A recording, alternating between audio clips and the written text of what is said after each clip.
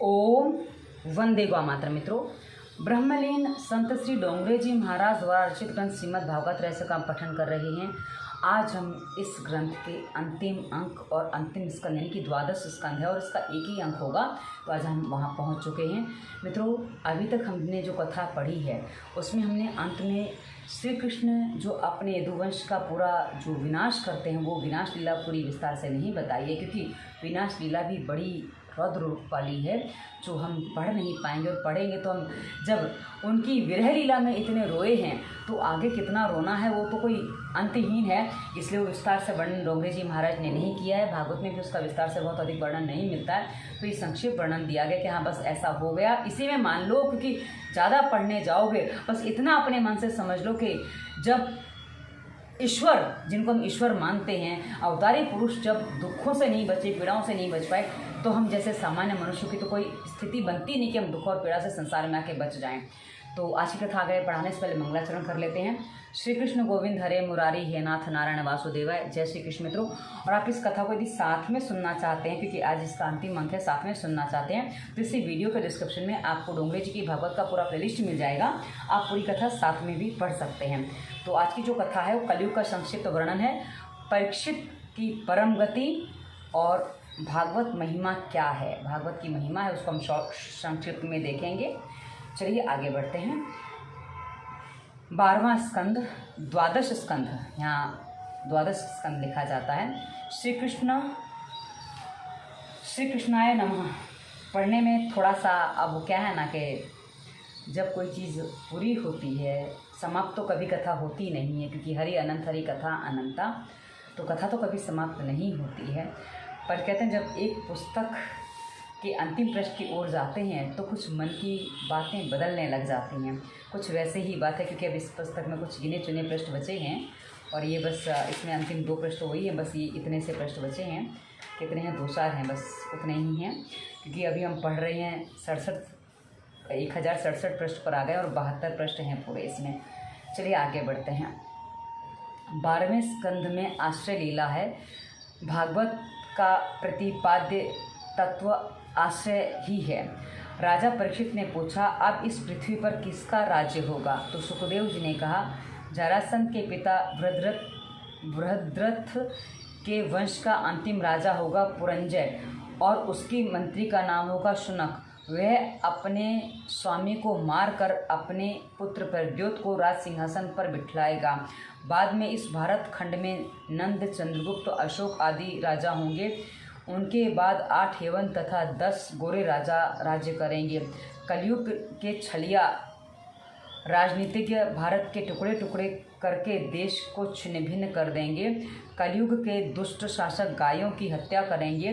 प्रजा का धन हड़प कर स्वयं विलासी और वैभव में लीन रहेंगे, विलास और वैभव में लीन रहेंगे।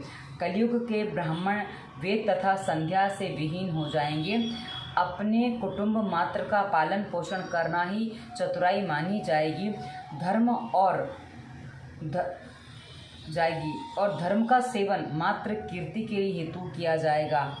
दाक्षम कुटुंब भरणम यशो अर्थे धर्म सेवनम। भागवत में बताए गए कलयुग के लक्षण आज प्रत्यक्ष दिखाई दे रहे हैं। हे राजन, कलयुग के अंत में धर्म की रक्षा हेतु भगवान कल्कि अवतार धारण करेंगे। पृथ्वी पर आज तक न जाने कितने सम्राट आए और चले गए। कलयुग के पुरुष नारी के अधीन होंगे। स्त्रीणा कलौ नराहा। अब वैसे तो पुरुष स्त्री के अधीन हो, उसमें अधिक वैसे बुराई नहीं है, पर वो तब नहीं है जब स्त्री धर्म पत्नी हो। किंतु यदि पत्नी काम पत्नी है, क्योंकि आज हम देखते हैं कि जिसने भी एक पत्नी व्रत का पालन किया है, अपने इतिहास को उठाकर देख लेते हैं तो पता चलता है, जिसने भी एक पत्नी व्रत का धर्म का पालन किया, चाहे फिर वो राजा हरिश्चंद्र हो, राम हो, और जो भी रहे, उनको आप देखेंगे उनका जीवन कभी भी कलहपूर्ण नहीं रहा। उन्होंने, पत्नी ने उनकी बात मानी, उन्होंने पत्नी की बात मानी। आप सुदामा का चरित्र हमने पढ़ा, सुदामा की पत्नी के बारे में हमने पढ़ा, उनका भी कुछ वैसा ही जीवन था। तो एक पत्नी में कलह नहीं हुई, और वो जो धर्म पत्नी कलह नहीं होगी उसकी बात मानने में आपत्ति नहीं है।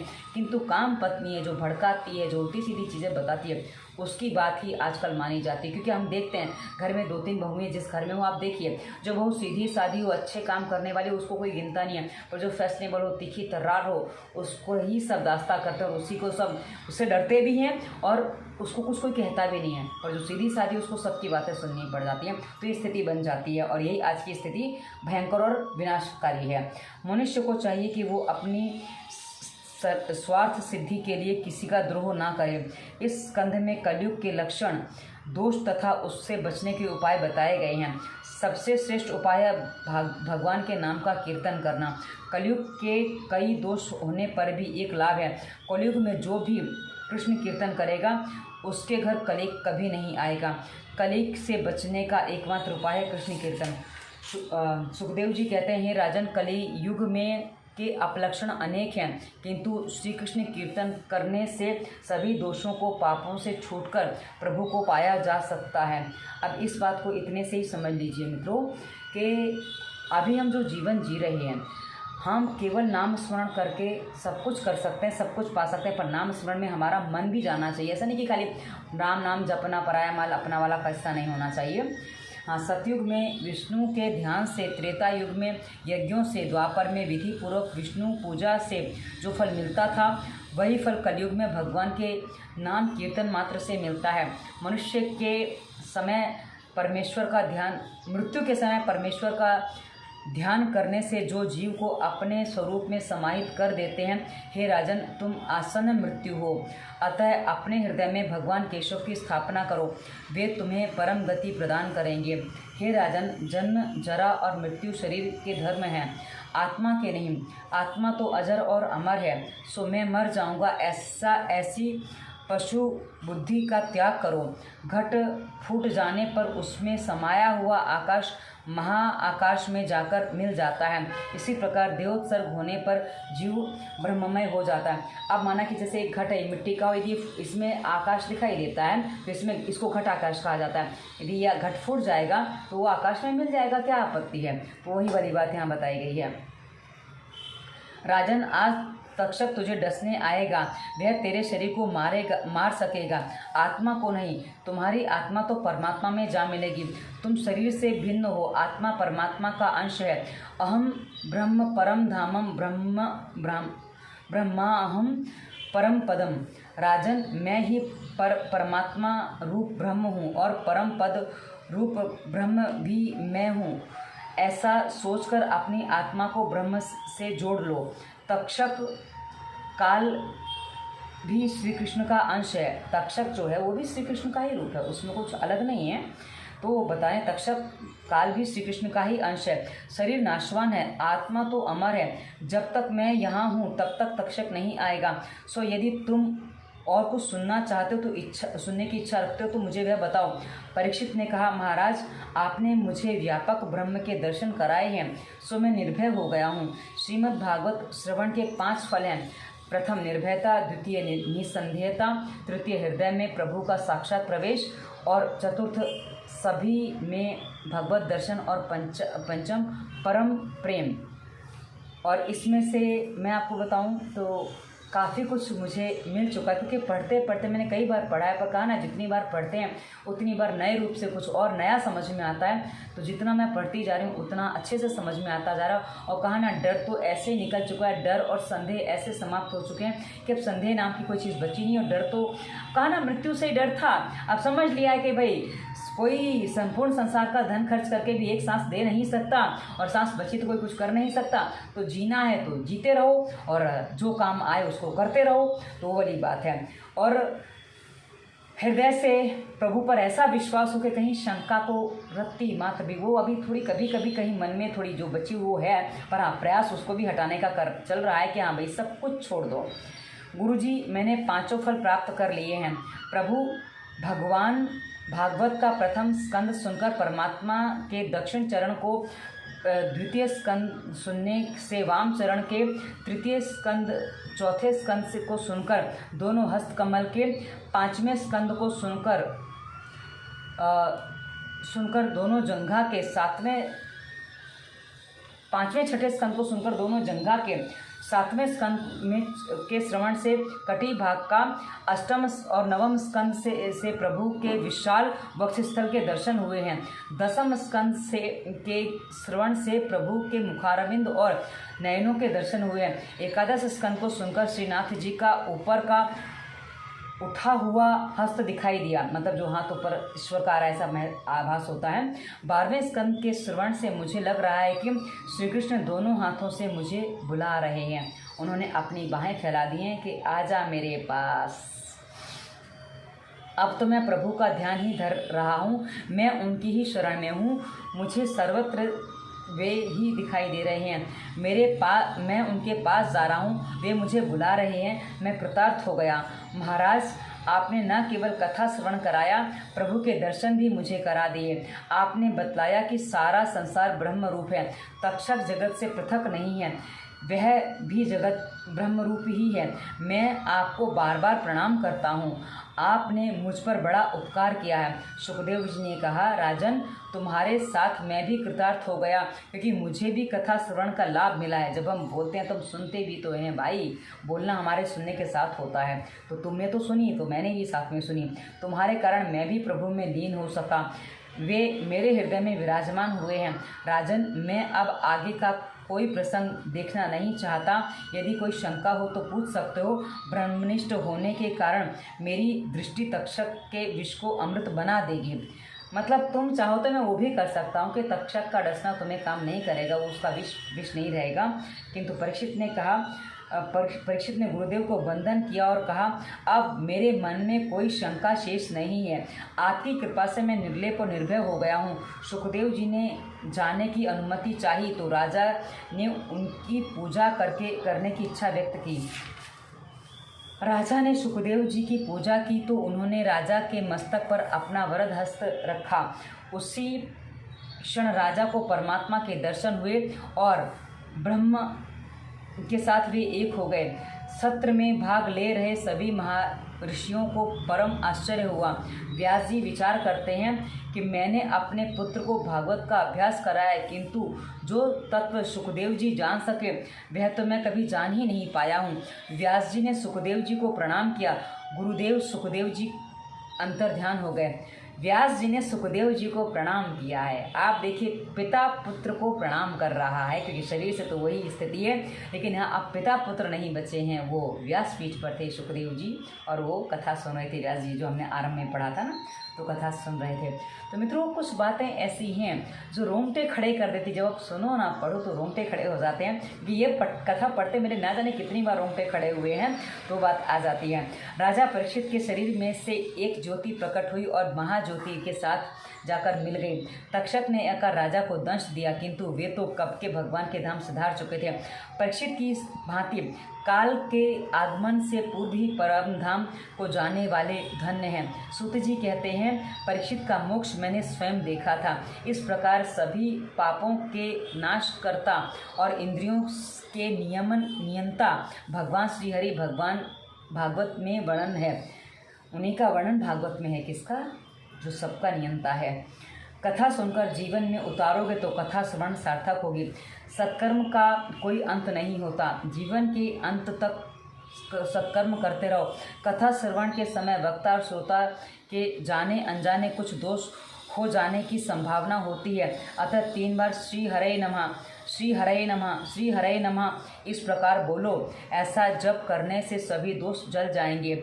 मनुष्य ठोकर लगते समय, छींकते समय, दुखी अवस्था में, विपदा में श्री हरे नमः का सस्वर पाठ करे तो उसके दोष और दुख दूर हो जाते हैं तथा उसके पाप नष्ट हो जाते हैं।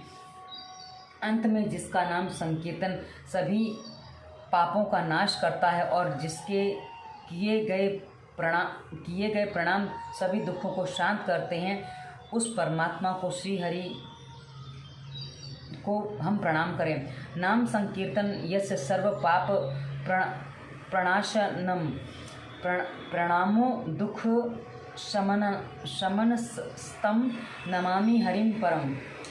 मित्रों, क्या है ना, एक बात हमें अपने मन से समझनी है।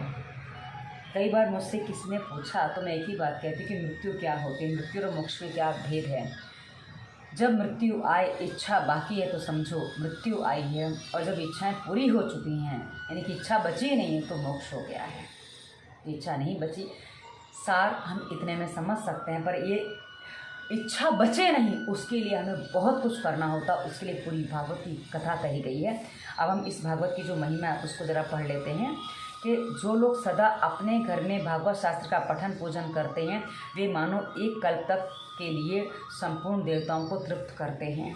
ये इतना बड़ा इसकी महिमा है भागवत के पठन की। किंतु पठन करने की विधि क्या है वो समझ में आई होगी। इतनी भागवत पढ़ने से खाली अक्षर नहीं पढ़ने हैं, उसको जीवन में उतारना, तब वो लाभ होता है, अन्यथा नहीं होता है।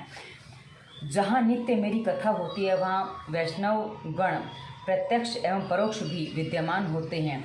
जो मनुष्य सदा मेरी पूजा अर्चना में रत रहते हैं उस पर कली का कोई प्रभाव नहीं चलता है। जो मेरी कथा कहता है, जो सदा उसे सुनने में लगा रहता है तथा जिसका मन मेरी कथा से प्रसन्न होता है, उस मनुष्य का कभी त्याग नहीं करता, मतलब वो ईश्वर उसका कभी त्याग नहीं करते। अहम सर्वस्य प्रभवो मत्तः सर्व प्रवर्तते इति मत्वा भजन्ते माँ बुद्धि भव समन्विता। मैं ही संपूर्ण जगत की उत्पत्ति का कारण हूँ और मुझ में ही समस्त विश्व चेष्टा करता है। इस प्रकार समझकर श्रद्धा व भक्ति से युक्त बुद्धिमान भक्तजन मुझ परमेश्वर को ही निरंतर भजते हैं। जो मनुष्य निष्काम भावना से बाहर व भीतर के अंतःकरण को शुद्ध रखकर पक्षपात से रहित परित्यागी हो बड़े, वही मुझे सब भक्तों से प्रिय, मतलब सब कुछ छोड़ दे वही।